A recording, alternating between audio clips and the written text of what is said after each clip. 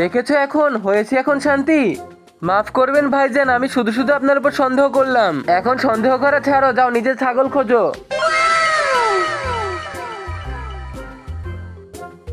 চলে গিয়েছে। চল রে টাকলা, তাড়াতাড়ি বাইরে আয়।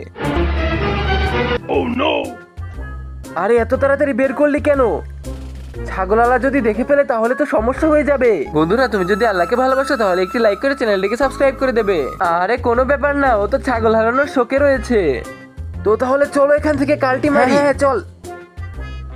কি হয়েছে? আরে শয়তান, রাত্রে তুই মুরগির মাংস চুরি করে খাওয়ালি না, সেজন্য আমার পেট এখনো গুড়গুড় করছে। আচ্ছা একটা কাজ কর, তুই যা, আমি 2 নাম্বার করে আসছি।